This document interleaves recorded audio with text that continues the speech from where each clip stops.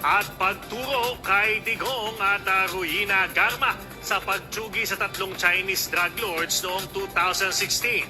Sa kolum sa Tutok Tulfo ni dating Special Envoy to China ni Digong na si Ramon Tulfo, mababasa sa Abante News Online at Abante Tabloid. Dito ay ibinuking niya ang relasyon ng dalawa.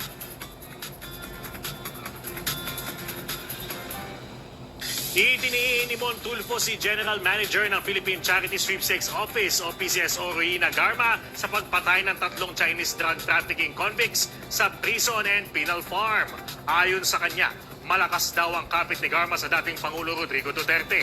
Aniya, magsota daw sina Digong at Garma.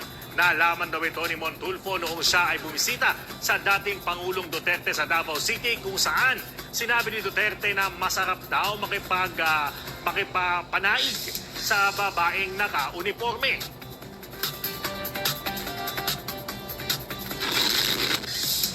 At kaugnay po dyan, makakapanayan po natin ngayon live via phone patch si Mr. Mon Tulfo. Magandang hapon po, Sir Mon. Sir Mon, magandang hapon po.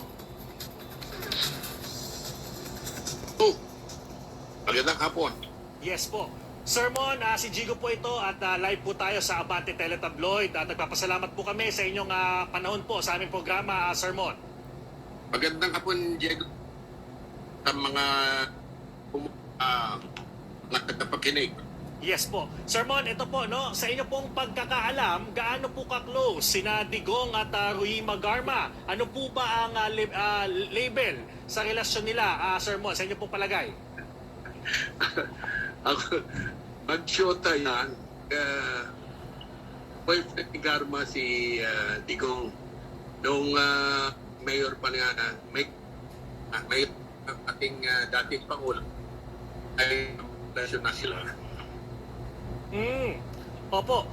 Sir Mon, ito po, no? May alam pa po ba kayong mga lakad ng dalawa? Medyo nawawala. Ayan. Okay. Hello? Ayan po. Yes, Sir Mon, nakikinig niyo po ako? Yes. Yes Kaya po. nga, sama ng, alam mo naman dito sa Pilipinas, ang sama ng komunikasyon. Ayan po. Ito po, Sir Mon, no?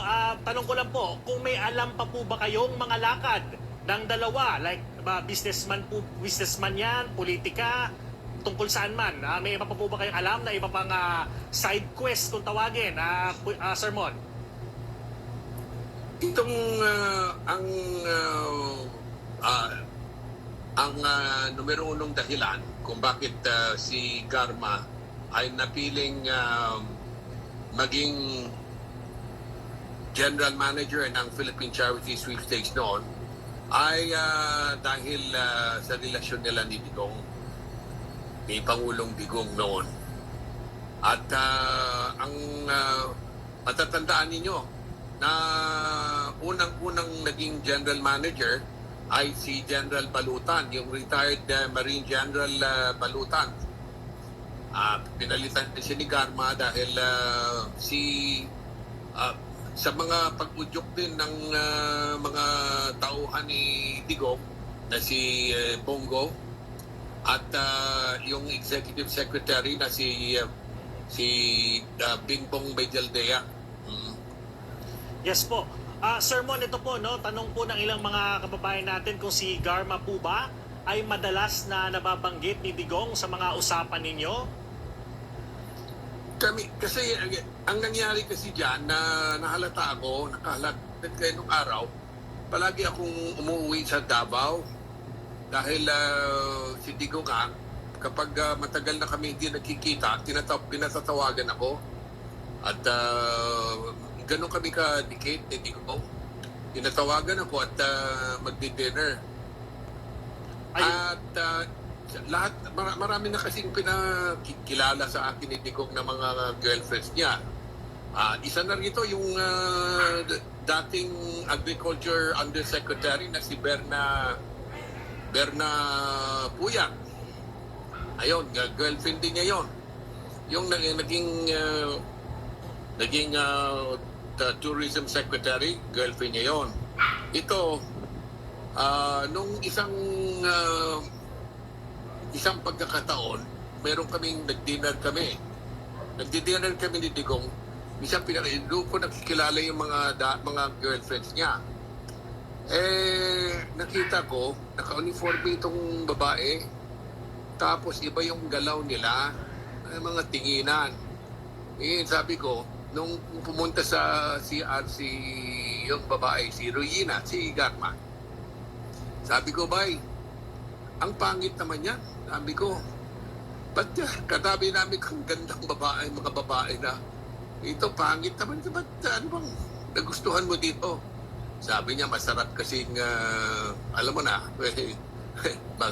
magkipayuhin yung naka-uniforme babae. Yun ang sabi niya. Ayun po.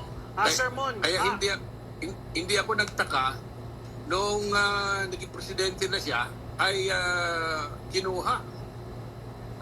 Pilit na ipinasok si Garma sa PCSO na kahit na yung si Balutan ay isang napakagaling na, yung General Balutan, yung retired General na Marine, si Balutan, napakagaling po na PCSO General Manager yon. Pinasok nila si Garma, inalis nila si Balutan para maipasok si Garma.